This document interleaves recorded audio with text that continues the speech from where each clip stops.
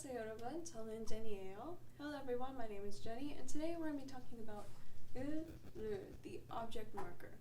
You attach object markers right to the end of a noun, much like the subject marker or topic marker, and it indicates that that noun is the direct object of a transitive verb.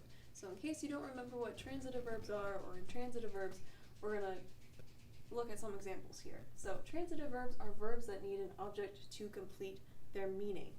So these are sentences with transitive verbs. I love cookies. If you just say I love, people are going to be asking you, what is it that you love? You need an object to complete the full meaning of that sentence. I saw my friends at the grocery store. Friends is the noun. That's the direct object, and the transitive verb is saw. Told is also a transitive verb, and me would be the direct object of that transitive verb. So if you translated all of these into Korean, all of these would use object markers. Intransitive verbs are verbs that do not require an object to complete their meaning. So we arrived in the afternoon. If you just say we arrived, that makes sense. They're not going to ask you arrived what, arrived who, arrived where. They could ask you when you arrived when, but it makes sense without an object, without a noun there. My neighbor's dog barks at night. Barks is another intransitive verb. You don't need an object to complete the meaning of that sentence. One final example is I didn't laugh during the comedy show.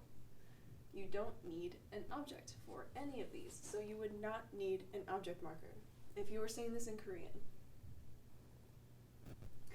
If the noun that you're talking about, the direct object, ends with a vowel, you're going to use the 르 form. So 한국어를, 커피를, 미나 씨를. If the noun ends with a consonant, you'll use 을. So 책, book, pen, 책을, 펜을. And your sentence structure is going to look like this. So the topic, 저는, or your subject, object, verb. English has a subject, verb, object sentence structure, while Korean has more of a flexible sentence structure that usually follows subject, object, verb pattern. So you'll see something like 저는 미나 씨를 좋아해요. I, Mina, like. 미나 씨는 커피를 좋아해요. Mina likes coffee. 커피를 좋아해요. Andy 씨는 빙수를 먹어요. 빙수 is shaved ice, Korean shaved ice. 한지 씨는 책을 읽어요. When you have 읽어요, you always need an object for that because you need to know what you're reading. So 책을 읽어요, read a book. 엄마는 영화를 봐요. Mom watches a movie. 선생님은 가방을 사요. 사다, to buy, 가방, bag. Teacher buys a bag.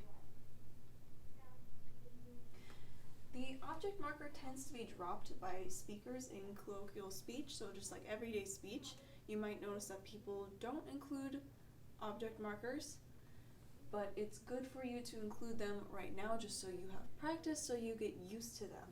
The subject can also be dropped when you're speaking in everyday speech. So a sentence like 저는 일본어를 배워요, I learned Japanese, might be said in everyday speech as in 일본어 배워요, where you drop the subject, 저는, which is also the topic in this case, and you drop the object marker. But again, it's important that you have practice and you understand how to use them correctly, so you should include all of the markers in your sentences when you're starting out. And that is it for this lesson. 잘했어요. 다음에 봐요. See you later.